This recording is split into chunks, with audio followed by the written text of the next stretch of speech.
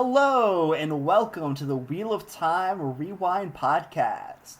I am your host, Dylan Stoll, and I'm joined as always, by my friend Michael Whifford. How's it going, man? I am good. I am definitely feeling the blood of Manetheren today. So, we are on to our episode 2, Shadows Waiting review and breakdown here. And we just finished recording our review for episode 1 here, so we're having a little podcast marathon. We're gonna dive right into our review after this. If you'd like to get into contact with the show, please give us an email at wheeloftimerewind@gmail.com. Or if you're on social media, go ahead and give us a DM, a tag, a shout out, however you want to do that, at WOT Rewind. Yes, a share would be great. At WOT Rewind into your stories. Yeah, Mike's coming with a memes fire there, so it's all good. Okay, so episode 2, Shadows Waiting. But cut to the White Cloaks. Up to the White what Cloaks. A way to start. Wait. Not the White Cloaks yet, my friend. The opening credits. Oh, yes. I have to say, when I started watching that episode, it was like skip intro. I was like, I didn't see this the first episode. Hell no. There was no intro the first episode. I know.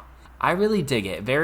I know people are going to be like, I hate that people are comparing it to Game of Thrones. I know. But very much Game of Thrones vibe, like the music and what was happening there. I do love that it was like a Wheel of Time spin, very much female, like Aes Sedai focused. Well, if you noticed, it was kind of like all the different colors of the different Ajahs of the Aes Sedai were there. They were all being represented. They were being like woven into like the pattern and everything. And you see all 7 Ajahs. The brown, the white, the green, the red, the blue, the yellow, and the gray coming through there. So I thought that was really good. I liked it a lot. So, jumping into what you want to talk about, the White Cloaks. What do we have here? The deadly White Cloaks? No, the deadly White... Yeah, it should be like the deadly White Cloaks? Question, Yeah. Definitely different than their counterparts in the books, and I am here for it. Wow. Was that such a scene? I'm sitting there. I started playing it, and my partner and I were sitting down eating dinner, and... she was like, oh, okay, I don't mind watching it, because I had already watched it, and she was like, oh, I'll watch it again, and I was like, don't worry, I can stop it at any point, we can talk about it, and she just laughed, she's like, because you saw it, and I was like, yeah. And we started watching this while we're eating dinner, and she was like, you gotta stop this. She's like, we can watch this after I finish eating, but not during. Oh, man. And I just laughed, because they have made the White Cloaks just deadly, and the whole vibe of that camp was just great, because it's all pristine, it looks good, and then you have this boy taking this metal dish over, and you can see the fear, and I loved that was so good, because it just shows the impact that I guess maybe not quite a spoiler, but the questioner, you find out later he's a questioner, the questioner Eamon Vala has on the people in his own camp. Yeah, no, so good. No, I absolutely loved the changes to the White Cloaks. The only thing I did not like that was different was their clothing. And yeah. I thought even that was okay, but I was really missing the shepherd's crook for the hand of the light, which is the official name of the questioners. Yeah. The sunburst on their actual clothing. I did see the sunburst on the pauldrons on the shoulder though. Mm-hmm. So that part was kind of cool. But yeah, man, I was like, that is Eamon Valda. And I paused it, and when you pause it on the Amazon thing there, you can look at their x-ray and see who the character is. And of course, it was Valda. My initial thoughts were, wow, these are not your book reader's White Cloaks. It's not your daddy's White Cloaks. Right? But I also want to talk about the Aes Sedai he had on the stake with the fire going underneath her. I was like, okay, so no hands equals no channeling in this universe. Very interesting. What are your thoughts on that? And that goes in with what we talked about last episode with the movements and how important those are. Yeah. And so that makes a lot of sense to me, because it, one, gives other people a fighting chance outside of shooting them with an arrow randomly. They are super powerful, but they're also human, and they can still be dealt with. Yeah, And and I it's mean, not like some knife in the dark and like whispers of it, like you actually see it. well, you see Valda has his whole collection of rings down the side there, Yeah. and just like showing you how dangerous this man actually is to Aes Sedai, and like you said, to anybody that he perceives to not walk in the light, even other White Cloaks. So we pick back up with the action of our group from Emmons Field running from the Trollocs, which I just thought was a great connection to the previous episode, because that's how they like ended the last episode, was them leaving, and they're still getting chased by the Trollocs all the way to Tarn Ferry. And again, I thought the Trollocs looked great. They were pretty scary. I liked how you saw the Trollocs on all fours running. Like, some of them were more bestial than others. Some were more humanish than others. But the one thing I want to say about the Trollocs chasing them is, okay, we've seen Trollocs in action now. When do we get to see a Fade in action? When do we get to see a Myrddraal come and actually fight? And I have some theories, but I'm waiting, and I'm not going to say them yet. So let's talk about that ferry scene, Mike.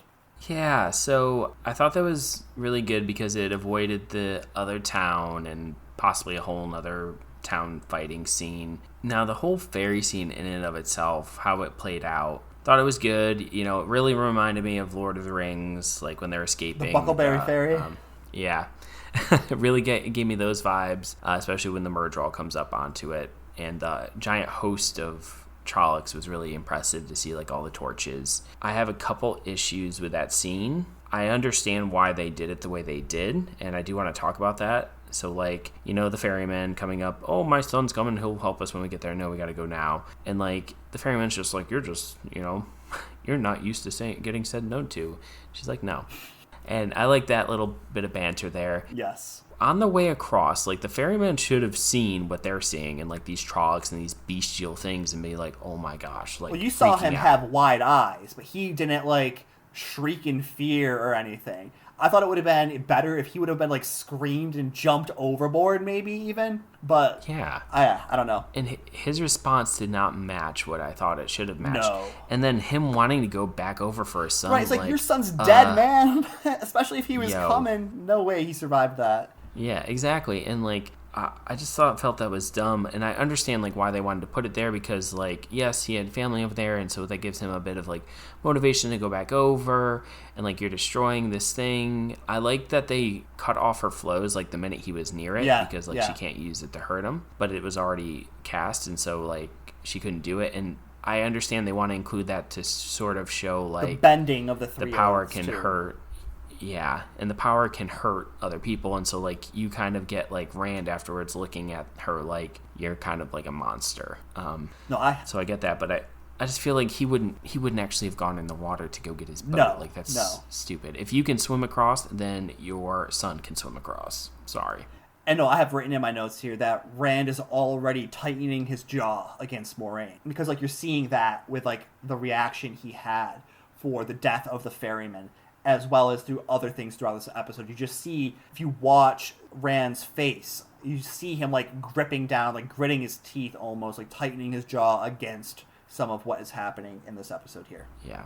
And we're going to get to one of, I think, my favorite scenes with Rand and Moiraine here in a little bit. But when we move on, they set up camp there. And I liked Egwene and Moraine's scene because it went over the three oaths and it gave you more information that you were missing before about Aes Sedai. And I think this episode was really, used to educate you about White Cloaks and Aes Sedai in a lot of ways. Right. Whereas the last episode there, Leave Taking, I felt like was a little rapid, like too fast paced maybe.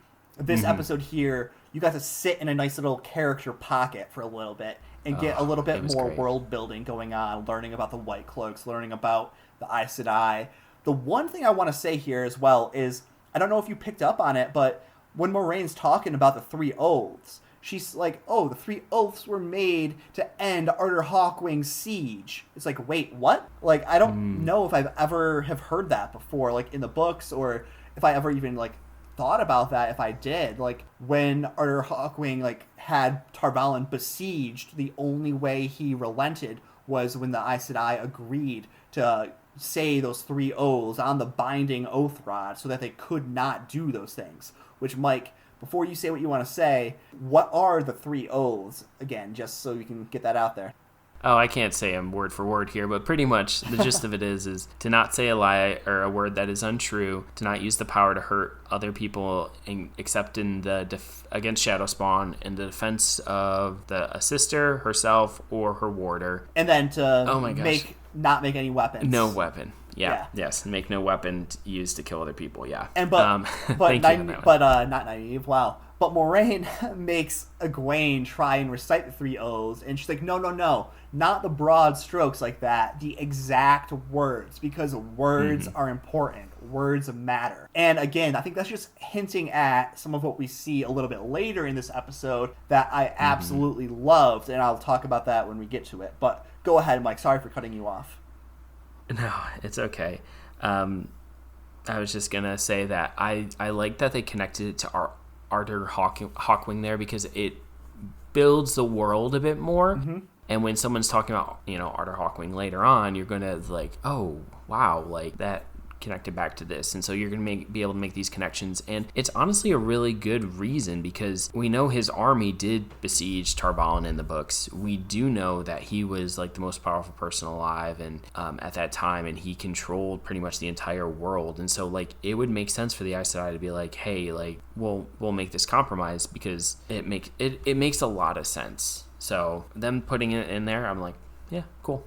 That's great. And one thing I just want to give Amazon a huge kudos for is just like, if you go into the X-ray section on their episodes here, you get so much information from, like, if you go to the trivia tab there, you get so much information there talking about the different scenes, background information. I'm like, oh man, I could almost just go through here and just scroll through this trivia section and enjoy it. Like, wow, great job, Amazon. Love it. Yeah, they really went all out with it. So the next part I want to talk about are the dreams and the importance of dreams, because we get to see a little dreams making their way into the waking world in this episode, which I feel like is just setting the stage for what we might see later on down the road.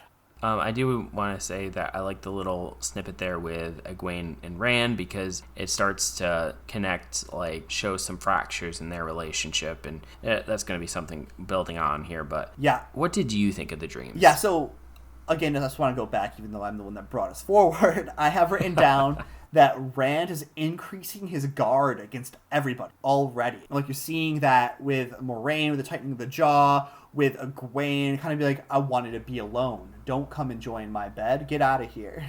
We're done. And it's one of those things where, again, you're seeing this thing that's going to be more important later on. But the dreams here, I really liked the way that, like, Baal-Zaman kind of, like, formed out of the shadows. And you saw, like, that flash of red eyes, like the fire eyes and everything like that. And just, again, I thought it was cool. What were your thoughts?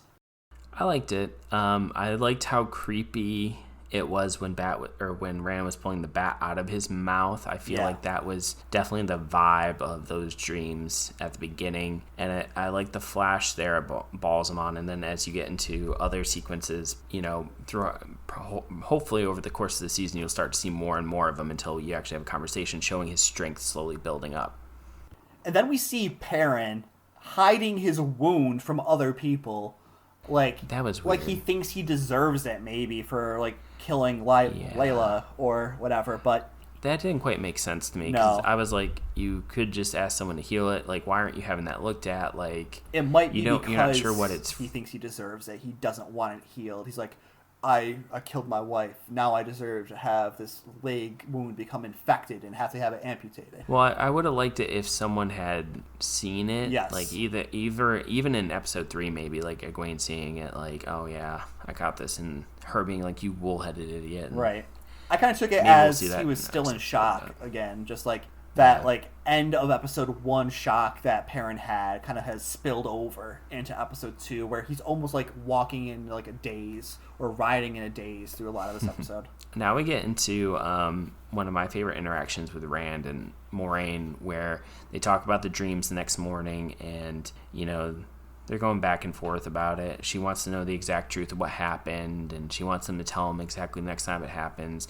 And then when she's starting to walk away, like, yes, let's go mount the horses. And he's like, no. Like, I was like, yes, this is great, because you're feeling like he has every reason for saying this, because, you know, they've left their home and they're traveling across the country. And yes, you know, you have these monsters following you, but like, you're leading us, but you're not telling us anything. And you can definitely kind of, at least for me, I was like, I can actually this time feel like why he's feeling, like, see and feel why he's feeling this way and having this reaction. Yeah, he even says, though, he's like, there might be a place for Egwene at your White Tower, but what's a man to do there other than, that was so good. You know, become a warder or a servant?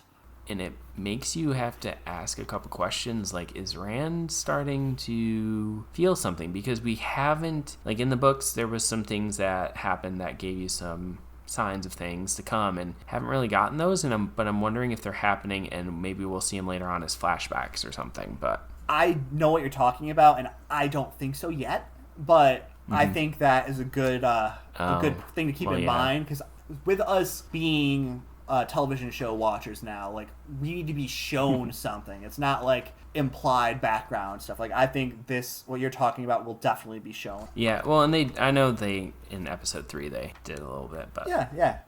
But I also think, like, Perrin is still keeping Layla's death a secret. Like, he's not telling anybody he's the one that did it, and he's letting them assume. He's definitely internalizing it. Yeah, I mean, it's just bad for him. And I Matt in this scene too, I know. was great. I was gonna say Matt's the voice of reason here. Yeah, I know. He added some much needed humor there too.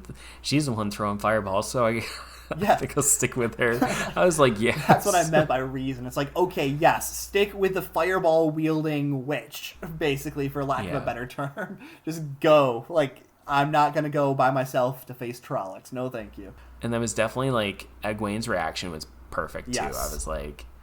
I was like classic Egwene. I was getting book flashbacks all throughout that part. But I also liked how Lan was just, like, lurking off to the side, like, keeping an eye on them still, like, even after, like, he said, oh, I'm leaving you guys behind. But then we get to the White Cloaks being police and being like, off your horses now, show me your hands, no rings being Aes Sedai here. Oh yeah, so polite. So polite, though. They really were, actually. Like, I thought that Bornhald, who is the older gentleman that you saw, I feel like he was actually very likable. I was like, oh yeah, I'm not, like, hating you right now, White Cloak. What's happening? I always thought he was likable in the books too. Like, he had, like, an edge he did that you could get to, but he was always, like, a little bit of, like, that grandfathery, trying to give you a way out type of person. So I do like Bornhald, though. The one complaint I have, and it's a big one, no matter what, I could never see a White Cloak, let alone a Lord Captain, telling another person to seek out an Aes Sedai for healing. Like, no way that happens. And when he told Moiraine that the only thing that could be done for her wound was if she saw an Aes Sedai for healing, because even though they like to steer clear of them themselves, she needs to see one to get that wound healed. And so I was like, that's a big issue for me.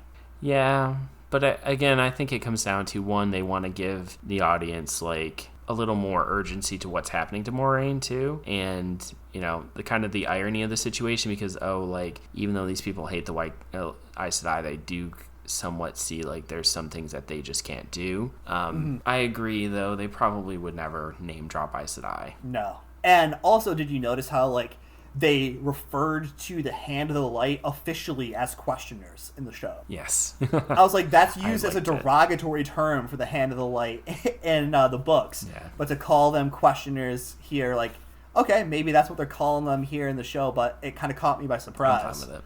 Oh, I'm fine with it, yeah. Yeah, and I like how he was like, we serve a higher calling. Yeah, the kind where we cut off your hands and burn you alive. Yeah. But I also thought this scene was a very good portrayal of the bending of words. Oh, yes. And how Moiraine was like, oh, I didn't lie It to was the really White good. Cloak. I always tell the truth, just not the truth you think you hear. Which, again, comes back to that Yeah, saying that was we hear really a lot. good. Yeah, loved it. Then It was good for the audience and for Egwene. Yes. Then we get to my favorite scene in this episode, and maybe my favorite scene in the entire show so far. But we get to see the Emmons Fielders and Moraine and Lan going down the road, and then Matt breaks out into song and starts singing "Sing for Manetheren." So, want to give this a try, Mike? Yeah. Okay. Let's go for it. All right, let's try. 1, 2, 3, go. We walk the footsteps of our fathers. The trail trail blazed blazed by by our our mothers. mothers. They bought the land with their blood long ago.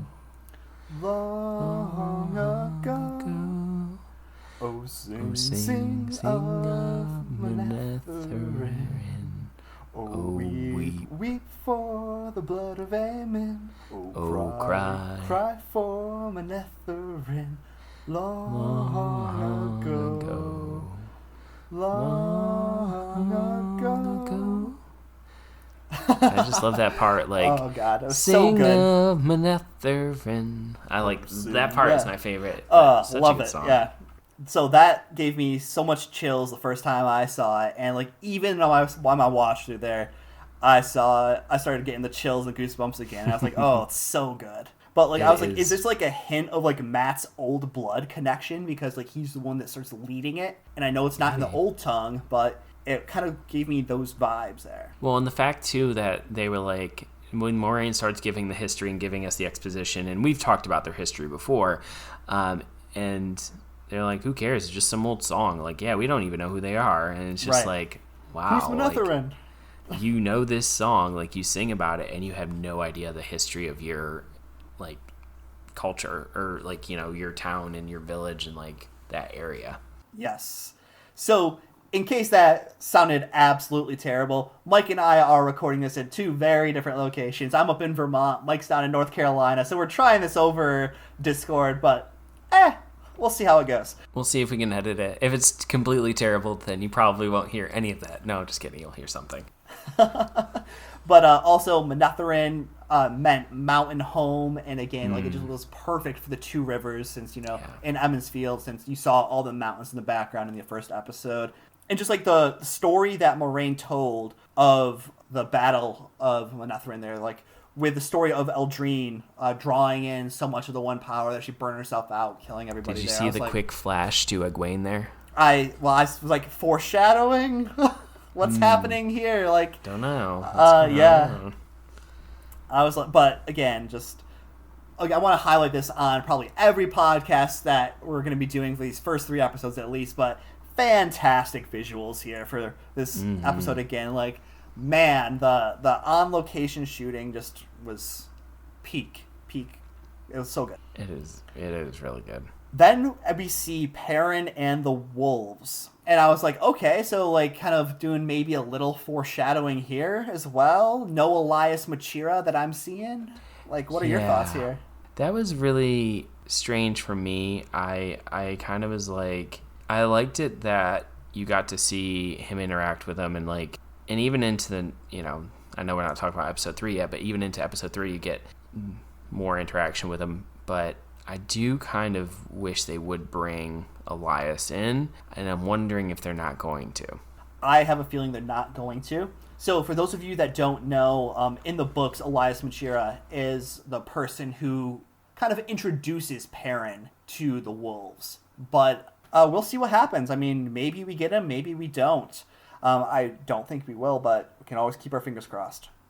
So again, I don't know like if they've nerfed Lan's powers at all here, but he lets a Fade get way too close, and like an entire Trolloc army like right on top of them before he's like, we should leave.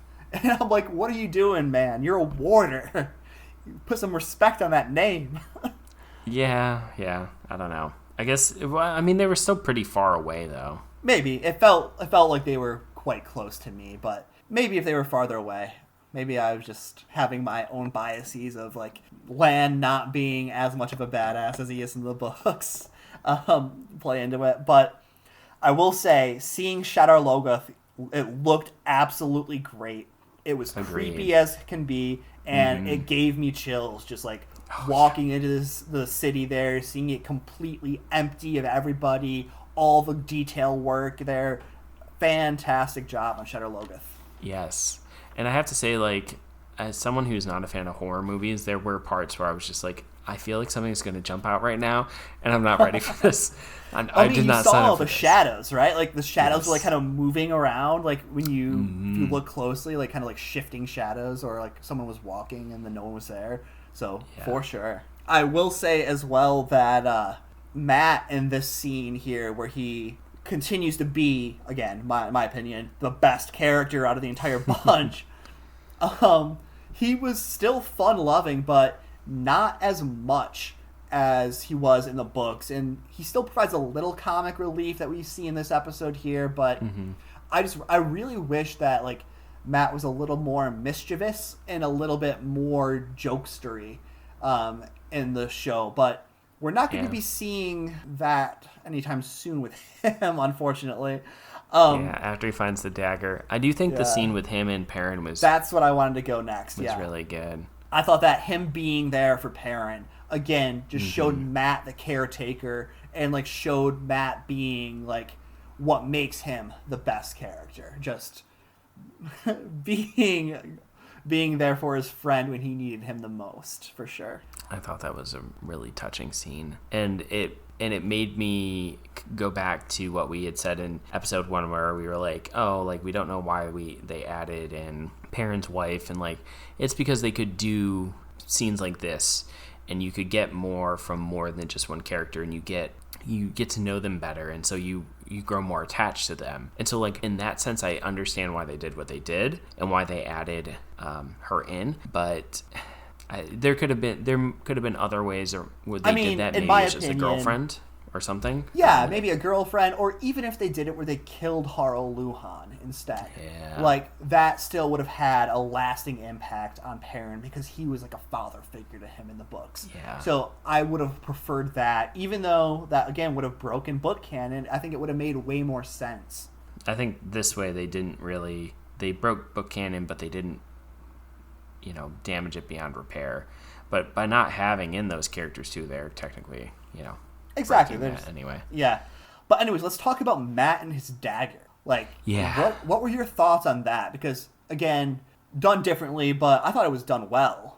Oh, yeah. I thought it was done great because, if we think about it anyway, it's really the city that's alive, that's trapped there. And even though we didn't get as thorough an explanation as we did in the books about Shadar Logoth, at least in my opinion. That's a fact, man. That's a fact. I don't know. But I thought the way that it was presented, like he just happened upon it and, it's, nothing harmed, and Lan just said not to eat anything. Well, he said don't touch anything and don't eat anything, which my fiance thought this, and I kind of agree with that. I was like, that's stupid. Why would you eat anything in a place like this? If you saw a freshly baked loaf of bread, wouldn't you be like, where'd this come from, and not touch it? Where are the people? Yeah. Yeah, where's the people? Yeah, but, there should have been a little more explanation to it than that. But him finding the dagger, like, that's the scene where I was like, I was waiting for Mordith to jump out, and I was like, oh, please don't jump out. I can't handle it. And so I was very thankful that they didn't, but they obviously hit the tone there really well. Like, very ominous. Then we got Mashadar Unleashed, which Mashadar is very different than I thought as well. But Mashadar is the spreading blackness you saw over on the ground there, the thing that consumed the horse and everything there. So Mashadar is basically like a manifestation of the evil of Shadar Logoth.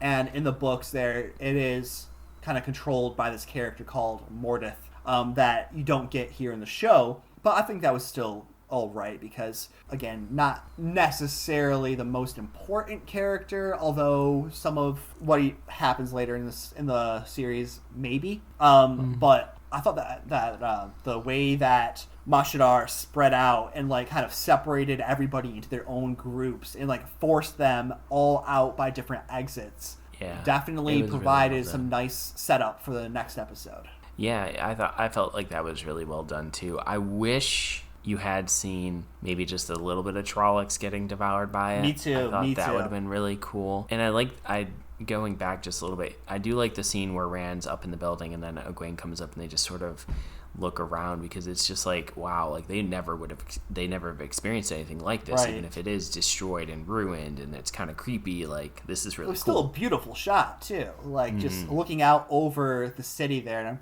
fairly certain it was a CGI city, but still, it looked stunning. Like, great job to whoever did CGI work on Shadow Logoth. Looked great. Yeah, really was. So yeah, then we talked about how like Perrin and Egwene jump off of this giant wall to plunge into the river and escape to the other side, whereas Matt and Rand are squeezing through harder to reach crevices and everything, and like get to this gate. And like, I almost felt like you already started to see like the dagger turning Matt's personality a little bit when Rand's like, "Here, help me over." He's like, "Why don't you help me over?" Like, I almost felt like that was like the selfishness of the Yeah. dagger's evil spreading into Matt already. But Yeah, they get I'd out agree with that. and they get to ride on a log down the river, which kind of is disappointing because we get to miss out on a character I do actually really like, Bal Domond. So like, I do like him, but I understand that We'll get him later on, We'll get I'm him sure. later. Yeah, he's too important to cut out of the series altogether. Mm-hmm. But then we also see a scene that I did enjoy, where Lan gets Moraine out, and then all of a sudden there's a knife at his throat, and it's yeah. Nynaeve sneaking up on It was Lan. so great. Again, this we're going to talk more about that in the next episode, but like, Yeah. Nynaeve just so awesome. Yep, Love so how they- she's well alive. Everyone can breathe a sigh of relief if you thought they'd kill off one of the best characters this early. That's not happening. Nynaeve Elmira is here to stay. So I thought that scene was really funny because in the books, Nynaeve tries to sneak up on Lan and Moraine. And Lan's like, "I hear you. Just come on out here. Come on out. I know you're there." And here she's actually able to do it. But again, we'll talk about that more in the next episode here where we break down episode 3. But definitely enjoyed this episode here a little bit more than the first one, I'd say. I'd agree. Maybe not my favorite episode of all the trilogy that was released today on November 19th, but still really good. Enjoyed this one a bit. Yeah, I would say that I like this better than episode 1. And I think you had said something when we were just in between recording episode 1 and this episode. When we were recording about episode 1 versus episode 2 here. You said that episode 1 felt so jam-packed and like very fast-paced, and this one was definitely more of like a that release. Yeah, they let And it breathe a little bit. Yeah, so you got a little more time with people and you got to really get to know things better. And I think that really helped it. And it's the slightly slower pace, I think, is so much better than what we had in that first episode, where there's just so much going on that it was really hard to, get attached to anything. Now, don't get me wrong, I still did personally really enjoy episode 1, but episode 2 was really good.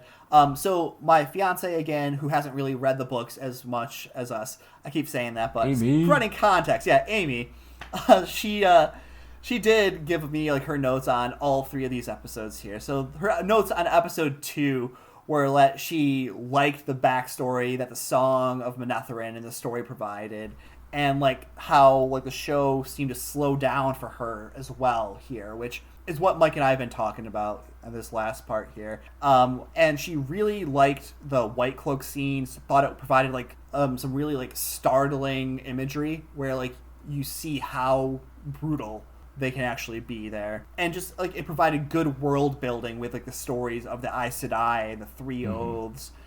She was a little confused about the bats and the wolves and the wound that wasn't healing on Perrin, but really liked Shadow Logoth, and in general has had a general positive view of the show so far. So looking forward to talking episode 3, because some really cool stuff happens in that one there. But again, my personal favorite scene from this trilogy of episodes was the Sing for Manetheren scene. So really happy to be able to talk about that part there. And I think I've watched that particular scene like at least 5 times already. All right, so Mike, before we get out of here, is there anything else you want to talk about for episode 2, Shadows Waiting? Nope. All right. Well, with that said, we will see you guys at the next turning of the wheel. Goodbye. Bye.